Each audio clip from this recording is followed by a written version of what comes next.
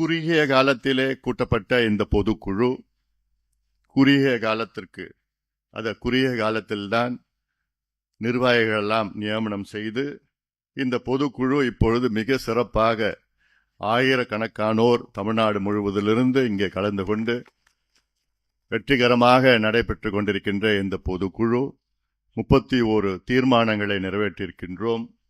அத்துணை தீர்மானங்களும் தமிழ்நாட்டிற்கு முக்கியமான தீர்மானங்கள், தமிழ்நாட்டில் பணியாற்றுகின்ற தொழிலாளர்களுக்கு முக்கியமான தீர்மானங்கள்.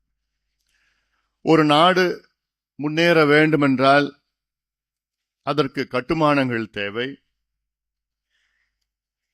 இந்தியா 2047 முன்னேறிய நாடாக வளர வேண்டுமென்றால் அதற்கு இன்னும் கட்டுமானங்கள் தேவைப்படுகிறது. அதே நேரத்தில் தமிழ்நாடு இன்று இந்தியாவில் ஒரு வளர்ந்த மாநிலமாக இருக்கிறது.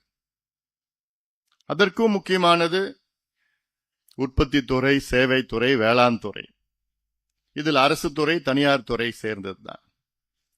இந்த துறைகள் வெற்றிகரமாக செயல்படுகிறது காரணம் என்றால் அந்த துறையில் இருக்கின்ற தொழிலாளர்கள் தான். அவர்கள் நல்ல வகையில அவர்கள் பிரச்சனையை கண்டறிந்து அவர்களுடைய கோரிக்கைகள் எல்லாம் நிறைவேற்றி தொழிலாளர்கள் மகிழ்ச்சியாக இருந்தால் ஒரு மாநிலம் இன்னும் முன்னேறும், வேகமாக முன்னேறும். ஆனால் தமிழ்நாட்டில் இன்றைய சூழலில் அந்த நிலை இல்லை. தமிழ்நாட்டை ஆண்டு கொண்டிருக்கின்ற ஒரு மோசமான ஒரு ஆட்சி என்றால் என்னவென்று தெரியாதவர்கள் ஆண்டு கொண்டிருக்கின்றார்கள். அதிகாரம் என்னவென்று தெரியாது, நிர்வாகம் என்றால் என்னவென்று தெரியாதவர்கள் தமிழ்நாட்டை ஆண்டு கொண்டிருக்கின்றார்கள். இந்த திமுக ஆட்சி, முதலமைச்சர் ஸ்டாலின் அவர்கள். தமிழ்நாடு இதுவரை 16 சட்டமன்ற தேர்தல்களை பார்த்திருக்கிறது, 12 முதலமைச்சர்களை பார்த்திருக்கிறது. ஆனால் இத்துணை முதலமைச்சர்களில் இன்றைய முதலமைச்சர் மிக மோசமான, நிர்வாகம் தெரியாத முதலமைச்சர் என்று பெயர் எடுத்திருக்கின்றார் ஸ்டாலின் அவர்கள். இது வருத்தப்படுகின்ற ஒரு செய்தி. இது தமிழ்நாடு ஒரு பக்கம் ஒரு முன்னேறிய மாநிலம், இது கடந்த காலத்தில் இருந்து வருகிறது. அப்படி முன்னேறிய மாநிலம் என்றால் கட்டுமானங்கள் ஓரளவுக்கு இருக்கிறது, தொழிற்சாலைகள் ஓரளவுக்கு இருக்கிறது, சேவைத்துறை வளர்ந்து கொண்டிருக்கிறது, வேளாண் துறை வீழ்ச்சி அடைந்து கொண்டிருக்கிறது. நேற்று தமிழ்நாடு சட்டமன்றத்திலே நிதிநிலை அறிக்கை, தற்காலிகமாக ஒரு நிதிநிலை அறிக்கை, இடைக்கால நிதிநிலை அறிக்கை, இடைக்கால பட்ஜெட். இந்த பட்ஜெட்டை வாசித்த நிதி அமைச்சர் அவர்களும், வேளாண் பட்ஜெட்டை வாசித்த வேளாண் துறை அமைச்சர்கள், அவர்கள் என்ன வாசித்தார்கள் என்று அவர்களுக்கே தெரியாது. எழுதி கொடுத்ததை வாசித்தார்கள். அது என்ன எழுதி கொடுத்திருக்கின்றார்கள் என்றால், முதலமைச்சரை பற்றி துதி பாடிக்கொண்டு கடந்த 5 ஆண்டு காலம் நடந்த மோசமான சம்பவங்கள், அது எல்லாத்தையும் பொய்யை சொல்லி ஒரு இடைக்கால நிதிநிலை அறிக்கை. இந்த நிதிநிலை அறிக்கையில், நேற்று நிதிநிலை அறிக்கையில் பார்த்தீங்கன்னா, தமிழ்நாட்டில் கடந்த ஓராண்டு மட்டும் 1,84,000 கோடி ரூபாய் கடன் வாங்கியிருக்கிறது தமிழ்நாடு.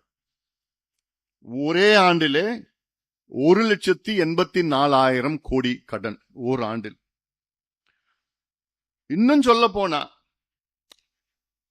சுதந்திரம் கிடைத்து 74 ஆண்டுகளில் தமிழ்நாட்டினுடைய மொத்த கடன், அதாவது திமுக ஆட்சி வருவதற்கு முன்பு 2021 முன்பு தமிழ்நாட்டினுடைய மொத்த கடன் 4,54,000 கோடி, 4,54,000 crores. 74 ஆண்டு காலம் தமிழ்நாட்டினுடைய நேரடி கடன். 2021 திமுக ஆட்சிக்கு வந்த பிறகு இவர்கள் மட்டும் 4-5 ஆண்டுகளில் பெற்ற கடன், தமிழ்நாட்டிற்கு பேரில் வாங்கிய கடன் 4,96,000 கோடி. 74 வருஷமா 4,54,000 கோடி கடன், 4,56,000 கோடி, 4,56,000. 4,56,000 கோடி கடன் 74 வருஷமா, 5 வருஷத்துல 4,96,000 கோடி கடன் வாங்கியிருக்கிறாங்க. ஆக மொத்தம் 10 லட்சம் கோடி கடன்ல தத்தளித்து கொண்டிருக்கிறது தமிழ்நாடு. இது நேரடி கடன். இது இல்லாத பொது நிறுவனங்கள், போக்குவரத்து துறை, மின்சாரத்துறை, நெடுஞ்சாலை துறை, இதெல்லாம் போக்குவரத்து துறையில 5 லட்சம் கோடி கடன். ஆக மொத்தம் தமிழ்நாட்டில் 15 லட்சம் கோடி கடன்ல தத்தளித்து கொண்டிருக்கிறது. நான் கேட்ட நேற்று தேர்தல் அந்த அறிக்கை, நிதிநிலை அறிக்கை, இடைக்கால அறிக்கையில என்னுடைய ஸ்டேட்மெண்ட் வந்தது, அறிக்கை வந்தது. அதுல கேட்டேன், 1,84,000 கோடி கடனை வாங்கினீங்க, அதுல மூலதன செலவுன்னு இருக்கு, கேபிட்டல் இன்வெஸ்ட்மெண்ட்.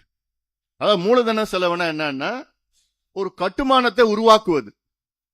இப்போ ஒரு ரோடு போடுறது, ஒரு பில்டிங் கட்டுறது, இல்ல ஒரு தொழிற்சாலை தொடங்குறது, அல்ல ஒரு பள்ளிக்கூடம் தொடங்குறது, கல்லூரி கட்டுறது, ஆர்பர் கட்டுறது, நெடுஞ்சாலை, இப்படி எல்லாமே இது கட்டுமானம். இதுல சிலதுல கட்டுமானத்துல வருமானம் வரும், சிலதுல மக்களுக்காக.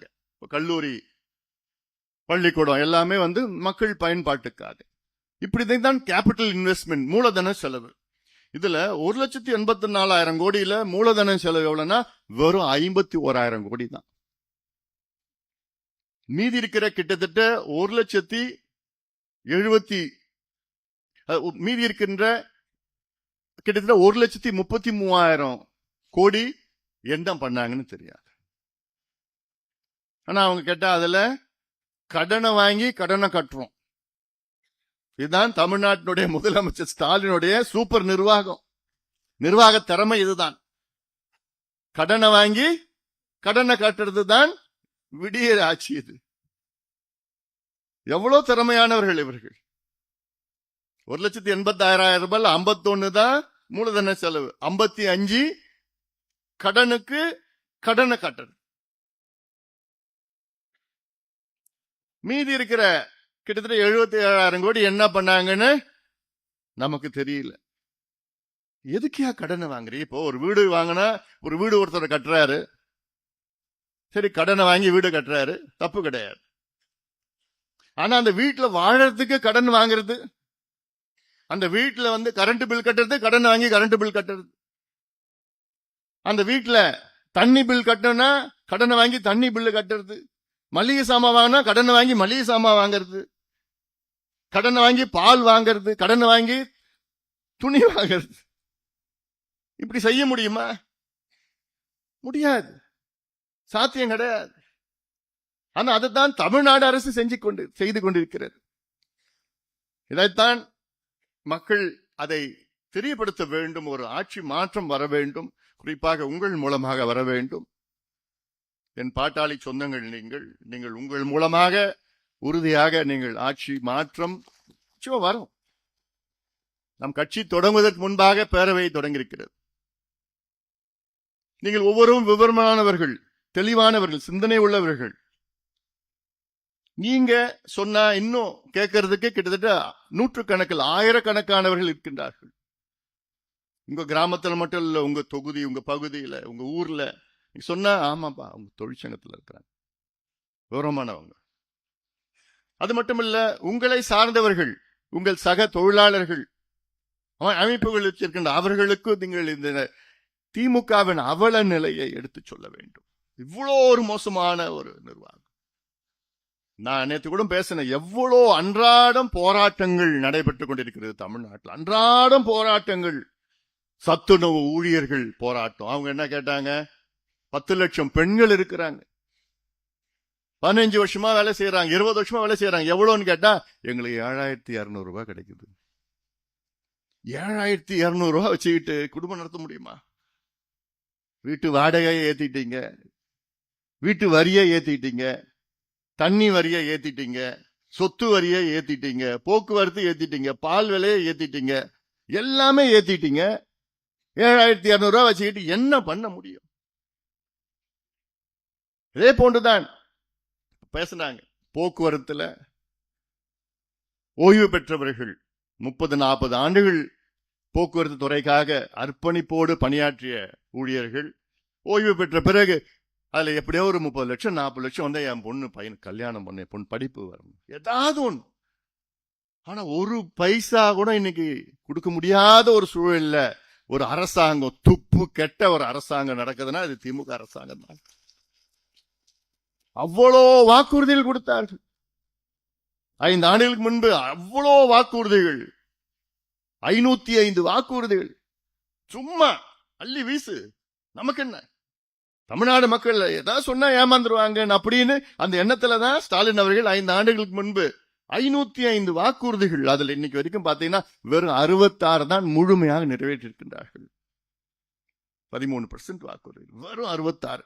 ஆனா பேசுறது என்ன, 400, 450, 50. ஒரு காலத்துல என்ன பேசினாங்க, நான் அந்த புத்தகம் ஒண்ணு போட்டேன், அந்த புத்தகம் மட்டும் நான் போடலன்னு வச்சுக்கீங்களேன், இந்நேரம் நாங்க சொன்னதை விட அதிகமா செஞ்சிட்டோம் சொல்லுவோம். ஏன்னா அப்படிதான் பேசினாங்க. 99 விழுக்காடு வாக்குறுதிகளை நாங்க நிறைவேற்றிட்டோம் அப்படின்னு முதலமைச்சர் பல முறை சொல்லி இருக்கிறார். இப்ப இல்ல 70%, 85%. அதே போல தொழில் முதலீடுகள், அது ஒரு மிகப்பெரிய ஒரு ஏமாற்றம். தமிழ்நாட்டில் புரிந்துணர்வு ஒப்பந்தம், மெமரண்டம் ஆஃப் அண்டர்ஸ்டாண்டிங், தனியார் தொழிற்சாலைகள் 12,16,000 கோடி ஒப்பந்தம் போடப்பட்டு கையெழுத்து அவ்வளவுதான், யாரோனா கையெழுத்து போடலாம். தொழில் அதிபர்களை கூப்பிட்டு வச்சு கையெழுத்து போடுனா போட்டுட்டு போறாங்க, அவனுக்கு என்ன இருக்குது. ஆனா அதுல முதலீடு செய்யணும்.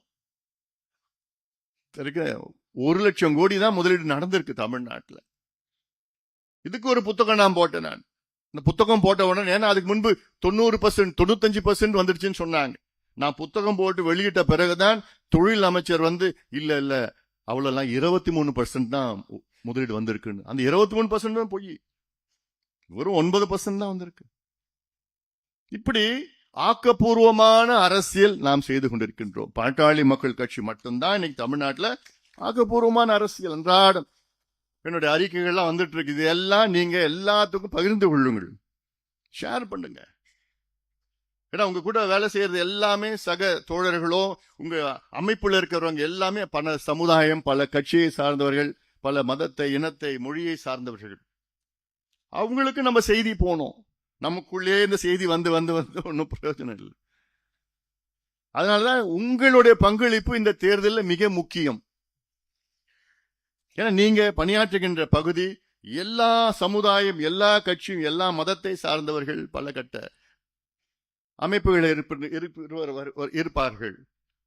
அது முக்கியமான ஒரு வேலையா நான் பார்க்கிறேன். நான் உங்களோட பங்களிப்பினா இந்த தேர்தல் நமக்கு மிக மிக மிக மிக முக்கியமான தேர்தல். நீங்க புரிஞ்சுப்பீங்க நான் நினைக்கிறேன். நான் இன்னைக்கு இருக்கிற சூழல்,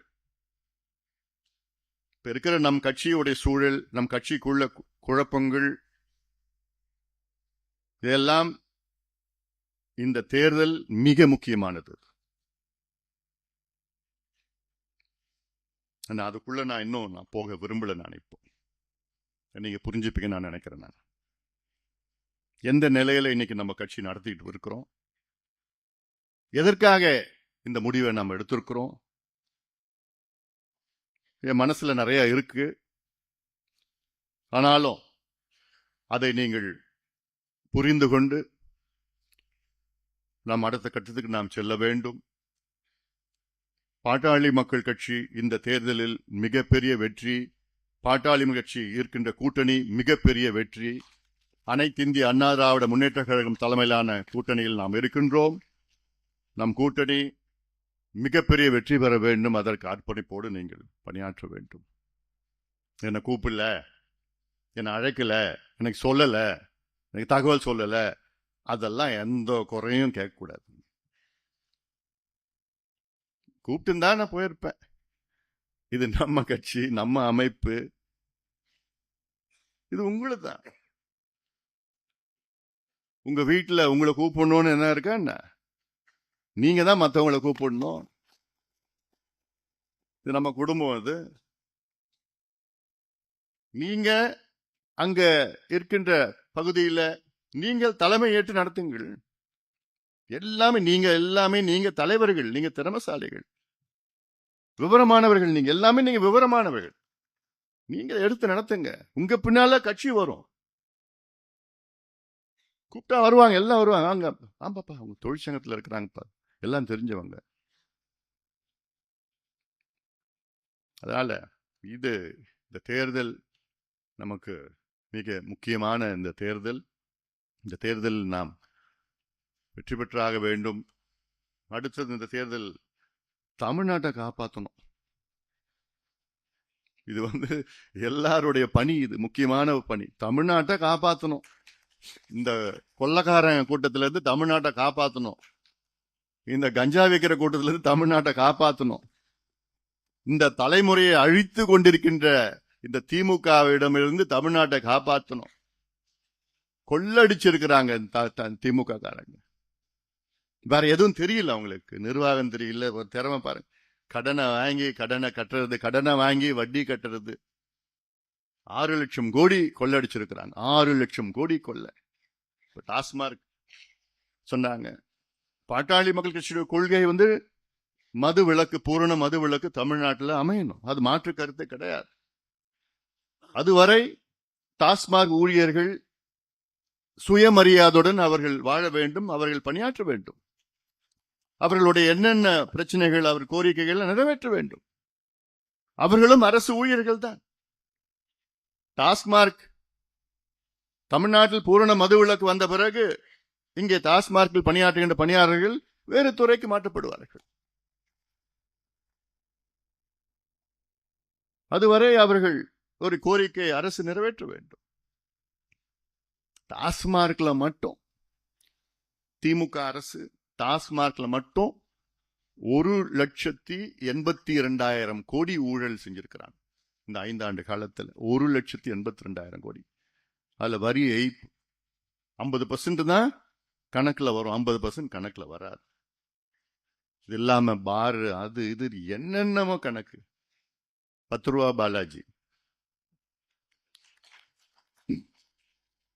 செந்தில் பாலாஜி, 10 ரூபாய் செந்தில் பாலாஜி. இந்த கணக்கு நிறைய கணக்கு இருக்கு. ஒவ்வொரு துறையிலையும், ஒரு துறையில டிரான்ஸ்பருக்கு மட்டும் ஒரு மாசத்துல 366 கோடி. நகராட்சி நிர்வாகத்துறையில ஒரு மாசத்துல டிரான்ஸ்பருக்கு மட்டும் 366 கோடி ப்ரூஃபோட இருக்கு, ஆதாரத்தோட வச்சிருக்கிறாங்க. அமலாக்கத்துறை அறிக்கை மூலமா தமிழ்நாடு அரசு கொடுத்து ஒரே மாசத்துல டிரான்ஸ்பர். நினைச்சு டிரான்ஸ்பர்ல அதே துறையில 1020 கோடி போஸ்டிங் போடுறது புதுசா ஒரு வருஷத்துல. அப்போ எவ்வளோ இங்க காசை கொள்ளடிச்சு கடிச்சு, மக்கள் பத்தி எதுவும் தெரியாத பாவம் தொழிலாளர்கள்லாம். இப்ப என்ன கோரிக்கை? நம்ம கோரிக்கை என்ன? தமிழ்நாட்டில் உள்ள அரசு துறை இருந்தாலும் சரி, நம்முடைய பொதுத்துறை இருந்தாலும் சரி, அவர்களில் ஓய்வு பெறுகின்றவர்களுக்கு குறைந்தது 20,000 ரூபாய் ஓய்வூதியம் வழங்க வேண்டும். குறைந்தது. இது ஒரு 5,000 ரூபாய் கொடுக்க தெரியுது இல்ல? எதுக்கு 5,000 ரூபாய் கொடுத்தீங்க? தேர்தலுக்காக, ஓட்டுக்காக. அதுக்கு மட்டும் உங்களுக்கு பணம் வருது. ஏன் சத்துணவு ஊழியர்கள் 10 வருஷமா 15 வருஷமா பணியாற்றிட்டு இருக்கிறாங்க. ஏன் அவங்களுக்கு கொஞ்சம் ஊதியம் உயர்த்தி கொடுக்கறத உங்களுக்கு என்ன குறைச்சல்? துப்புரவு பணியாளர்கள் அவங்க இல்லைன்னா இன்னைக்கு குப்பையா இருக்கும். அவங்களுக்கு இன்னும் கொஞ்சம் ஊதியத்தை உயர்த்தி கொடுக்கறது உங்களுக்கு என்ன பிரச்சனை? செவிலியர்கள் போராடிட்டு இருக்கிறாங்க. கரோனா காலத்துல அவங்க உயிரை பணைய வச்சு எத்தனையோ செவிலியர்கள் இறந்திருக்கிறாங்க. அவங்களுக்கு என்ன கேட்கறாங்க? எங்களுக்கு ஊதியத்தை உயர்த்தி கொடுங்கள், உயிரை பணைய வச்சு நாங்க வேலை செய்யறோம். மருத்துவர்கள் அவங்களும் உயிரை பணைய வச்சு உங்க உயிரை காப்பாத்திட்டு இருக்கிறாங்க. என்ன கேட்கறாங்க? எங்களுக்கு ஊதியம் உயர்ந்து கொடுங்கள். ஆசிரியர்கள், பேராசிரியர்கள், இணை பேராசிரியர்கள், இடைநிலை ஆசிரியர்கள், ஏன் ஊராட்சி மன்ற செயலாளர்கள், அத்தனை பேர் என்ன கேட்கிறாங்க? எங்களுக்கு கொஞ்சம், நாங்க உழைக்கிறோங்க, எங்களுக்கு கொஞ்சம் ஏத்தி கொடுங்க. இன்னைக்கு விலைவாசி எல்லாம் ஏத்தி போயிடுச்சு. 4 வருஷத்துல 4 முறை கரண்ட் பில் நீங்க ஏத்திட்டீங்க. நாங்க எங்க போவோம்? 150 விழுக்காடு விலைவாசியை உயர்த்தி விட்டார்கள். 150 விழுக்காடு. எங்க போவோம்? சம்பளத்தை ஏற்றி கொடுத்தாதான் எங்களை வாழ முடியும். பிள்ளைங்க படிக்கணும், போகணும், வரணும், இப்படி எல்லாம். ஆனா அதை பத்தி கவலையில்லாத அரசாங்கம் ஒன்னே ஒண்ணு குறிக்கோள், இந்த தேர்தல்ல எப்படி மக்களை ஏமாத்தலாம். பொங்கலுக்கு 3000 ரூபாய். ஏன் போன வருஷம் பொங்கல் வரலையா? ஏன்னா போன வருஷம் தேர்தல் வரல. அதுக்கு முந்தின வருஷம் காசு கொடுத்தாங்க, ஏன்னா அப்ப தேர்தல் வந்தது. இப்ப 3000 ரூபாய் கொடுக்கறாங்க. அதுவும் கோடை காலத்துல. பாவம், இவங்க கொடுக்குற காசுல ஏசி வாங்கலாம், ஏசி வாங்கி வீட்டுல போடலாம்ல. 2000 ரூபாய் 3000 ரூபாய். அடுத்த மாசம் காசு வர போறது இல்ல. அது மட்டும் சொல்லிடுங்க பெண்கள் கிட்ட. எல்லாம் இப்பயே முடிஞ்சு போச்சு. அந்த 5000 ரூபாய் அதுல ஒரு இப்போதைக்கு 3000 ரூபாய் டாஸ்மார்க் ராமசுந்தரம் வந்துடுச்சு. டாஸ்மார்க் இன்னொரு கொஞ்ச நாள்ல வந்துடும், மீதி எல்லாம் வந்துடப்போ. அடுத்த மாசம் காசு இல்ல, அதுக்கு அடுத்த மாசம் காசு வராது. அடுத்த 3-4 மாசம் வராது. அதுல ஒரு தேர்தலுக்காக மக்களை நாசப்படுத்தி, மக்களை ஏமாத்தி, எனக்கு எல்லாத்துக்கும் நான் பொறுத்துக்கிறேன். ஆனா அந்த பொய்ய சொல்றாங்க பார், கூச்சம் இல்லாம, வெக்கம் இல்லாம, மானங்கட்டத்தனமா பொய் சொல்றாங்க பார். கூசாம சொல்றாங்க பொய்ய.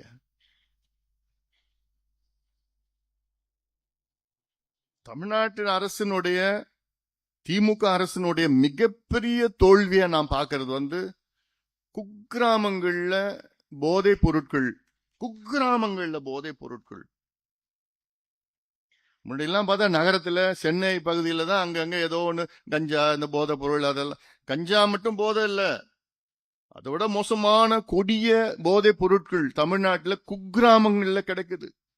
காக்கைன், ஹெராயின்ல இருந்து எல்எஸ்டி, ஃபென்டனைல், மித்தைலாம்ஃபெட்டமின், என்னென்ன போதைப் பொருட்கள் மேற்கத்திய நாடுகள்ல வித்துட்டு அதையெல்லாம் தமிழ்நாட்டுல கிடைக்குது. காரணம் என்னன்னா, திமுக, கையால் ஆகாத திமுக ஆட்சி தமிழ்நாட்டு நடக்குது. இதுல என்னன்னா, ஒரு மருத்துவனாக எனக்கு ரொம்ப அன்றாடம் இதை பத்தி நான் யோசிச்சுட்டு இருக்கிறேன். ஐயோ, இந்த தலைமுறையே முடிஞ்சு போச்சு. இந்த தலைமுறை கலைஞர் அவர்கள் ஆட்சி காலத்துல, அதாவது ராஜாஜி 1937 39 தமிழ்நாட்டின் முதலமைச்சராக இருந்தார். சென்னை மாகாணம், மெட்ராஸ் பிரசிடென்சின்னு சொல்லுவாங்க, வெள்ளக்காரன் ஆட்சி காலத்துல.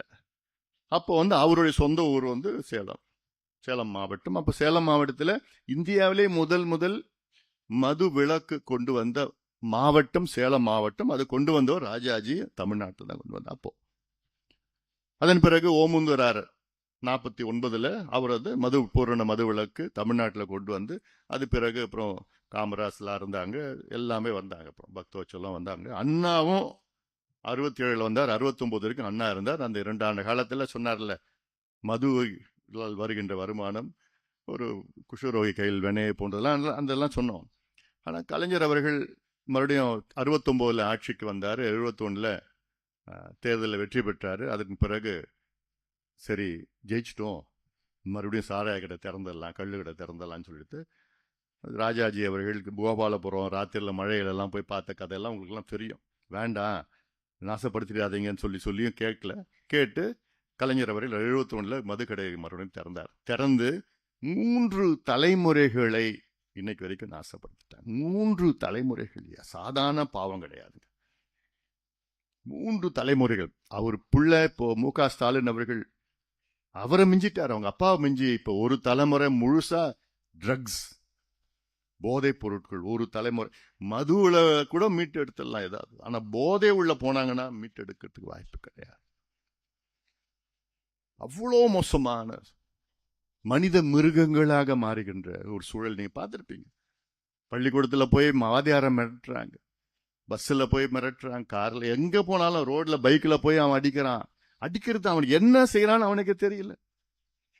ஒரு கட்டையால ஒரு பையனை 4 பசங்க கட்டையால மண்டையில அடிக்கிறான். ஒரு முறை மண்டையில அடிச்சாலும் செத்து போயிடுவான். ஆனாலும் அந்த யோசனை கூட இல்ல அவனுக்கு. 4 பேர் அடிக்கிறானுங்க, மண்டையில அடிக்கிறாங்க. ஏன்? இந்த போதை பொருட்கள். அவ்வளோ மோசமான ஒரு ஆட்சி. காசுக்கு என்ன வேணா செய்வாங்க இவங்க.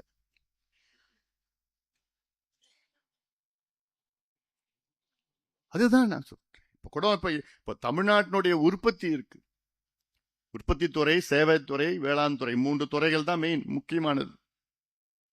Service sector, manufacturing sector, agricultural sector. இந்த துறைகளில் இன்னும் நல்லா செய்யலாம், தமிழ்நாடு இன்னும் நிறைய உற்பத்தி செய்யலாம். ஆனா அதுல என்ன பிரச்சனைனா, தொழிலாளர்கள் மது எந்த தெருவா வித்துட்டு இருக்கிறாங்கல்ல, எல்லா தெருவிலும் மது கிடைக்குது. அவன் என்ன பண்ணா, டீ பிரேக் போய் ஒரு கட்டிங், லஞ்ச் பிரேக்ல ஒரு குவார்டர், வீட்டுக்கு போறப்ப வாங்கிட்டு போய் ராத்திரில அடிக்குது.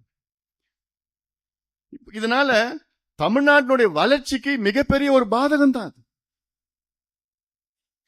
காலையில ஒண்ணு தாமதமா போவான் வேலைக்கு, இல்ல தலைவலியோட போவான் வேலைக்கு, வேலையில் அவனால போக்கஸ் பண்ண முடியாது, இடையில போய் ஏதாவது பண்ணிட்டு வருவான், குடும்பத்துல பிரச்சனைனால வரும், கான்சென்ட்ரேட் பண்ண முடியாது, வேலையில் நிறைய பிரச்சனைகள் இருக்கு, வேலைகள், தொழில் தான் பாதிக்கப்படுகிறது. அதனால்தான் அங்க பீகார், ஜார்க்கண்ட், அந்த மாநிலம் இந்த மாநிலத்துல இருந்து வர்றாங்க. இங்க என்னன்னா, அந்த வேலைக்கு நான் போக மாட்டேன், என்ன எல்லாம் கிடைக்குது உனக்கு, எல்லாம் கொடுத்துறாங்க. அப்புறம் எதானாலும் திமுக இப்ப தீர்மானம் போட்டிருக்கோம். திமுக ஆட்சி வருவதற்கு முன்பு என்ன ஒரு வாக்குறுதி கொடுத்தாங்க, நாங்கள் ஆட்சிக்கு வந்தவுடன் தமிழ்நாடு தனியார் தொழிற்சாலைகளில் வேலை வாய்ப்பில் 75 விழுக்காடு வேலை வாய்ப்பை உள்ளூர் இளைஞர்களுக்கு நாங்கள் கொடுப்போம் என்று. இந்த சட்டம் வேண்டும் என்று பாட்டாளி மக்கள் கட்சி 15 ஆண்டு கால கோரிக்கை. ஆந்திராவில் இந்த சட்டம் இருக்கு, கர்நாடகாவில் இருக்கு, இந்தியாவில் 10 மாநிலங்கள் இந்த சட்டம் இருக்கு. 10 மாநிலங்கள் இந்த சட்டம் இருக்கு. சில பேர் சொன்னாங்க, இந்த சட்டம் வந்துடுச்சுன்னா தொழிலே வராது, தொழில் முதலீடு வராது. ஆந்திராவில் எப்படி வருது? ஆந்திராவில் முந்திக்கிட்டு போய் ஆந்திராவில் போய் முதலீடு பண்ணிட்டு இருக்கிறாங்க. பார்டர்ல பாருங்க, ஸ்ரீ சிட்டின்னு ஒண்ணு இருக்கு, அங்க போய் எல்லாம் இங்க இருக்கிறவங்க எல்லாம் அங்க போறாங்க. சட்டம் இருந்தோம், ஆனா இவங்களுக்கு அதை பத்தி எந்த அக்கறையும் கிடையாது. கமிஷன் வந்தா கமிஷன், கலெக்ஷன், கரப்ஷன், இதுதான் அவங்களுடைய கொள்கையே தான். அதனால இதையெல்லாம் நீங்கள் சொல்ல வேண்டும். சொன்னாங்கல்ல, ராமச்சந்திரன் சொன்னாரு, 500 மதுக்கடைகள், 5000 மதுக்கடைகள் இருக்கு, டாஸ்மாக் கடைகள் இருக்கு, 25,000 சந்து கடை இருக்கு. அதனாலதான் இவங்களுடைய இலக்கு வேளாண் துறை ஒரு இலக்கு வைக்கணும். சரி, விவசாயிகளுக்கு நல்ல உற்பத்தி அதிகமாகணும், விவசாயிகள் மகிழ்ச்சியா இருக்கணும், வேளாண் வளர்ச்சி அதிகமா இருக்கணும். இந்தியா தமிழ்நாட்டுடைய வரலாற்றில் பாத்தீங்கன்னா கடந்த 2 ஆண்டு காலம் வேளாண் துறை மைனஸ் வளர்ச்சி, மைனஸ், அது கீழே போயிடுச்சு, மைனஸ் 0, அதுக்கு கீழே மைனஸ். கடந்த ஆண்டு முந்தைய ஆண்டுக்கு பார்த்து தமிழ்நாட்டோட வேளாண் வளர்ச்சி 3.8% மைனஸ், கடந்த ஆண்டு 1.4% மைனஸ். நேத்து பட்ஜெட்ல என்னன்னா 5 ஆண்டுகள் 2 ஆவரேஜ் எடுத்துக்கிட்டு வளர்ச்சின்னு சொல்றாங்க, 1 வளர்ச்சின்னு சொல்றாங்க.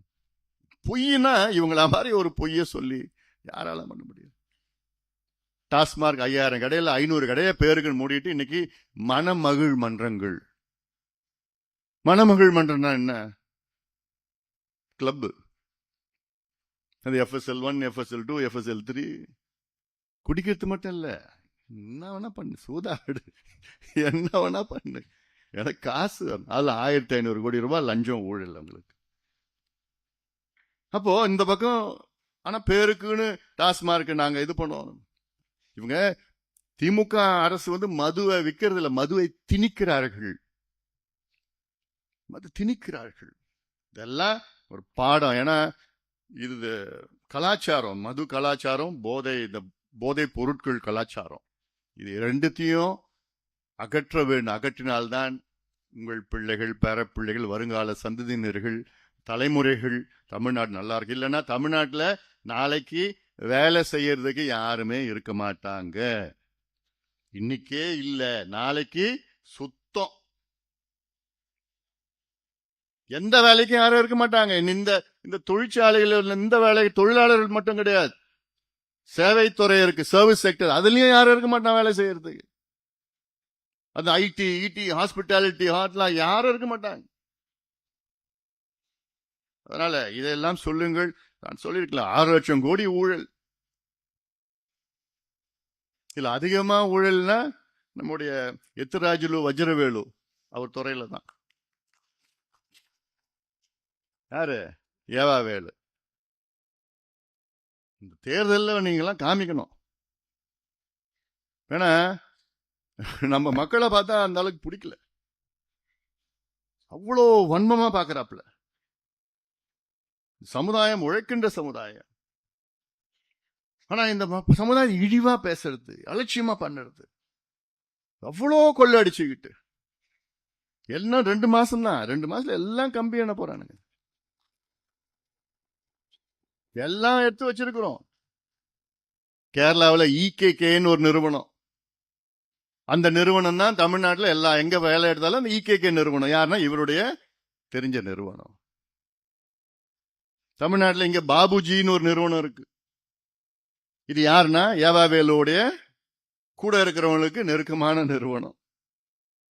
இந்த பாபுஜி நிறுவனம் கேரளா இகேகே நிறுவனத்துக்கிட்ட சப் கான்ட்ராக்ட், வேலை செய்யாமலே சப் கான்ட்ராக்ட். இப்பதான் தொடங்க நிறுவனம், இப்ப பார்த்தா ஒரு வருஷத்துக்கு 500 கோடி 600 கோடி கான்ட்ராக்ட். இதெல்லாம் ஏகப்பட்டதெல்லாம் இருக்கு, எடுத்து வச்சிருக்கோம். நிச்சயமா அதெல்லாம் விசாரணை நடக்கும், சிபிஐ விசாரணை நடக்கும், உறுதியா நடக்க போகுது. எல்லாமே மாட்ட போறாங்க.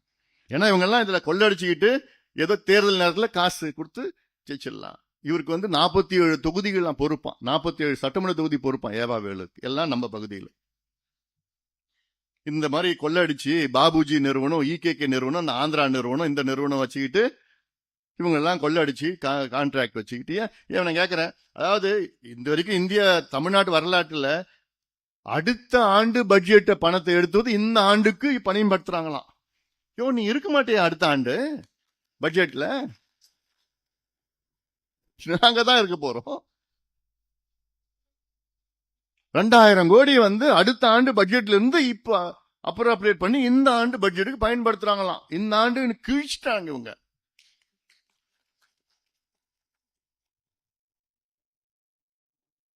பதினாறு நாள்ல 12 நாள்ல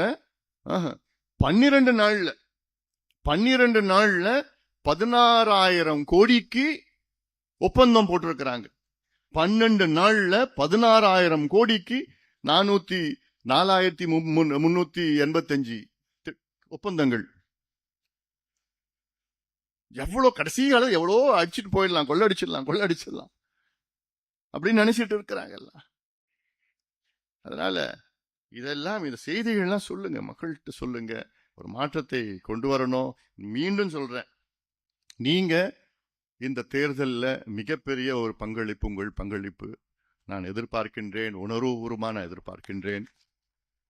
உங்களை நம்பி நான் இருக்கின்றேன், உங்களை நம்பி நம் கட்சி இருக்கிறது. அந்த வகையில நீங்கள் எல்லோரும் ஒற்றுமையாக நீங்கள் இருக்க வேண்டும், ஒன்றாக ஒற்றுமையாக நீங்கள் செயல்படுங்கள். இவங்க அவங்க அதெல்லாம் எதுவும் வேண்டாம், நம்ம எல்லாம் ஒரே அணியில் ஒற்றுமையா நீங்கள் எல்லாமே சேர்ந்து. ஏன்னா பாட்டாளி தொழிற்சங்கம் என்பது நம்மளுடைய மிக முக்கியமான ஒரு அங்கம். அந்த வகையில் நீங்கள் எல்லோரும் கடுமையாக நீங்கள் பணியாற்ற வேண்டும். உங்களுடைய பங்களிப்பு அதிகமாக இருக்க வேண்டும். உங்கள் பங்களிப்பு என்றால் தேர்தல் பங்களிப்பு மட்டும் இல்லை, நிதி பங்களிப்பு நிறைய இருக்கணும். தேர்தல் நிதி வந்து தாராளமாக கொடுக்கலாம், சந்தோஷமா கொடுக்கலாம். வீரமணி சும்மா செஞ்சிடறேன், எதுக்கிட்ட செஞ்சிடறேன், பார்க்கலாம். அதனால அந்த வகையில், ஏன்னா நம்ம இந்த என்எல்சி கூட 4 வாக்குகளில் நம்ம வெற்றி பெற முடியவில்லை. ஏன்னா நான் எல்லாமே இதெல்லாம் ஃபாலோ பண்ணிட்டு தான் இருந்தேன். என்எல்சியும் அப்படிதான். என்எல்சி எத்தனையோ கடுமையான போராட்டங்கள் நம்ம பண்ணியிருக்கிறோம். நம்முடைய நோக்கம் என்எல்சி வந்து அதோடைய யூட்டிலிட்டி முடிஞ்சு போச்சு, என்எல்சியோட யூட்டிலிட்டி. ஆனாலும் அங்கே இருக்கின்ற பணியாளர்கள், தொழிலாளர்கள் இருக்கின்றார்கள். ஆனால் தொழிலாளர்கள் எங்கேருந்து வராங்க? முதலாளிகள் எல்லாமே பெரிய பெரிய வீட்டில் இருக்கிறவங்க எல்லாமே பீகார், சர்மா, வர்மா அப்படிலாம் பேர் வச்சிருக்கிறான். அவங்க வீட்டில் வேலை செய்கிற இந்த புல் வெட்டுறவங்க, சமையல்காரங்க, அவங்க எல்லாமே குப்புசாமி, முன்சாமி, ராமசாமி. யார் அவங்கன்னா அந்த நிலத்துல இவங்க தான் இருந்தாங்க. இவங்க கொள்ளு தாத்தா, இவங்க தாத்தா அங்கதான் இருந்தாங்க.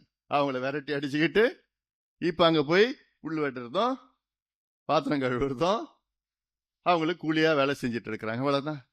எவ்வளவு அநியாயம். என்எல்சி இன்னைக்கு பாத்தீங்கன்னா அது இப்ப எவ்வளோ வேற இப்ப மின்சாரம் எப்படியோ தயாரிச்சுட்டு இருக்கலாம். சூரிய ஒளியிலிருந்து மின்சாரம், காற்று ஆலையிலிருந்து மின்சாரம், கடல்ல இருந்து மின்சாரம், நீர்ல இருந்து மின்சாரம், ரினியூபிள் எனர்ஜி எல்லாம். இவங்க நிலத்தை நாசப்படுத்தி, நிலத்தை அழிச்சு, கரியை எடுத்து அதை எரிச்சு சாம்பலாக்கி, சுற்றுச்சூழலை அழிச்சு, அதெல்லாம் தேவையில்லை இருக்கிற வரைக்கும். ஆனாலும் அங்க இருக்கின்ற தொழிலாளர்கள் சுயமரியாதையில் வாழ வேண்டும், அங்க வேலையை கொடுக்க வேண்டும். என பாலு அவர்கள் சொன்னது போன்ற நீங்கள் தலைவர்கள், நீங்க ஒவ்வொருவரும் நீங்க தலைவர்கள், திறமையானவர்கள், தலைமை பண்பு உள்ளவர்கள். நீங்க தைரியமா போய் கேளுங்க. உங்க அங்க துறையில் இருக்கின்ற அதிகாரிகள் தைரியமா பேசுங்க. ஆனா டீசெண்டா பேசுங்க. தைரியமா பேசுங்க, டீசெண்டா பேசுங்க. நீங்க பேசினாலே போதும். உங்களுக்கு நாங்க இருக்கிறோம்.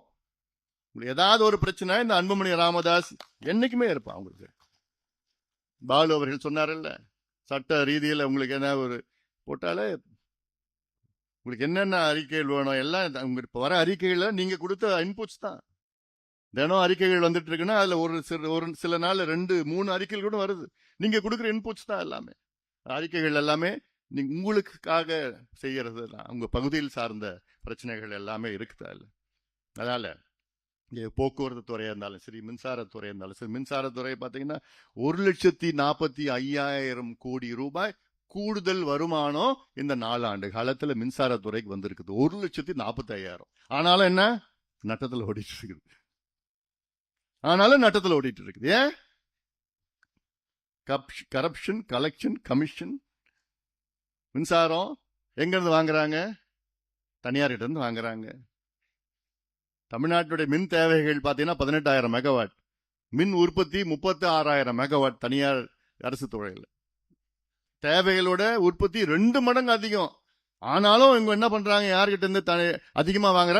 தனியார் துறையிட்ட இருந்து வாங்குறாங்க. எவ்வளவு வாங்குறாங்க? 9 ரூபாயில இருந்து 15 ரூபாய் வரைக்கும் ஒரு யூனிட்.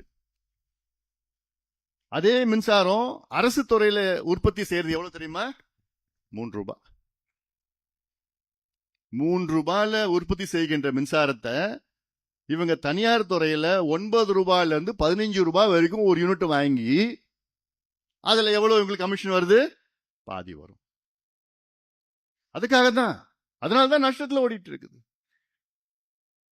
திமுக அரசு இந்த 4-5 ஆண்டு காலத்துல ஒரு புதிய மின் திட்டம் கூட கொண்டு வரல. ஒரு புதிய மின் திட்டம் கொண்டு வரல.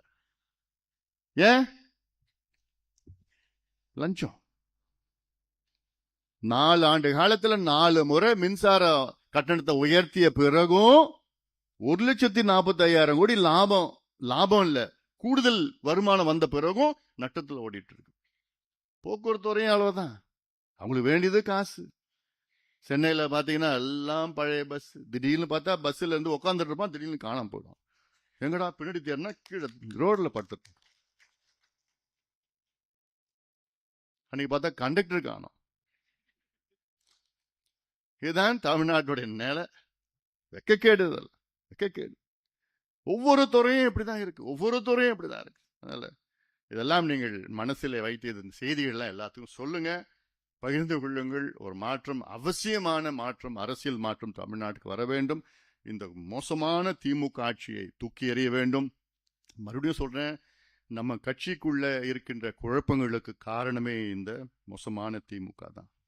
அது மட்டும் மனசுல வச்சுக்க. நீங்க ஒவ்வொருத்தரும் மனசுல ஏத்திக்கங்க. நம்ம கட்சியில இன்னைக்கு குழப்பம் வர்றதுக்கு காரணமே இந்த திமுக தான் காரணம். திமுகவுடைய கைகூலிகள் தான் அங்க ஐயா சுத்திட்டு இருக்கிறாங்க. அவங்களுடைய சூழ்ச்சியால் தான் இன்னைக்கு இவ்வளவு குழப்பங்கள் நம்ம கட்சிக்குள்ள வந்திருக்கிறது. இல்ல, நீ மறந்துடாதீங்க. அந்த கோபம் எனக்கு இருக்குது, அதிகமா உங்களுக்கு இருக்கணும் அந்த கோபம். அதனால இதெல்லாம் உணர்வுபூர்வமான இந்த கோபம். இதை நீங்கள் 2 மாசம் தேர்தல், 2 மாசத்துக்கு இந்த கோபம் அப்படியே வச்சுக்கிட்டு வீட்டுக்கு அனுப்பணும். அந்த கோபத்தோடு நீங்கள் எல்லாம் பணியாற்றுங்கள். ஆட்சி மாற்றம் நிச்சயமாக உங்கள் மூலமாக வர வேண்டும் என்று இந்த நேரத்தில் கேட்டு, இந்த குறுகிய காலத்திலே நம்முடைய பாட்டாளி தொழிற்சங்க பேரவையின் மாநில பொதுக்குழுவை மிக சிறப்பாக நடத்திய அனைத்து தலைவர்கள், நம் பேர் எல்லார் பேரும் சொல்லணும், வீரமணியும், சின்னசாமி, ராமசுந்தரம், சேகரர், எல்லார் பேரும் நான் சொல்லி எல்லாருக்கும் இருக்காங்க. அத்துணை நிர்வாகிகளுக்கும் என்னுடைய நெஞ்சார்ந்த வாழ்த்துக்கள், பாராட்டுகளை தெரிவித்து நன்றியோடு அமர்கின்றேன். வணக்கம். செய்திகளை உடனுக்குடன் தெரிந்து கொள்ள நியூஸ் ஆன் தமிழ் சேனலை உடனே சப்ஸ்கிரைப் செய்யுங்கள்.